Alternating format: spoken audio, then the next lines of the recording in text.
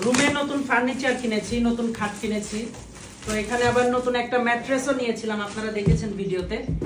এখন এই ম্যাট্রেসে ঘুমাইতে নাকি আমার বউয়ের কষ্ট হয়, বাচ্চার কষ্ট হয়, আমারও কষ্ট হয়। এই কারণে আবার ৮,০০০ টাকা দিয়ে অর্ডার করেছি অনলাইনে। করার পরে এই যে দেখেন এগুলা নিয়ে চলে আসলাম। এটা কমফোর্টার সেট আর এটা টপার।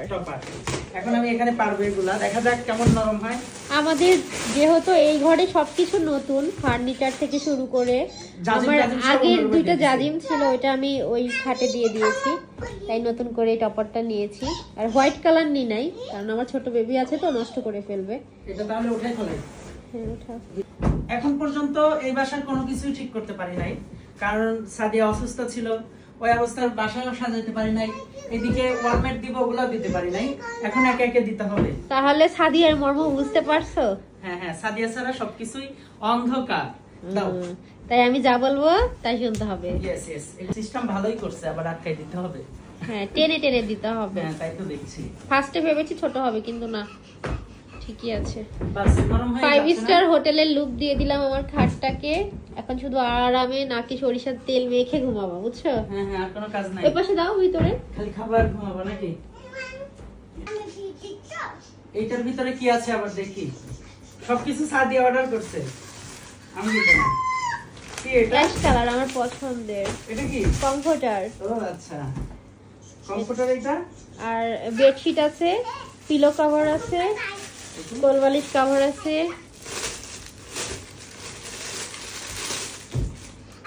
তাহলে এই চাদর পেয়ে দেই। হ্যাঁ দাও, সুন্দর হবে তাই না? বাবা লাফালাফি করো না।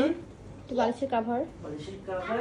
এই কটন গুলা সফট আছে না, সেটা দেখো তো। হ্যাঁ সফট আছে। এটা বালিশের কভার। কোল বালিশের কভার সুন্দর। যে রেডি হয়ে গেল আমাদের বিছানা।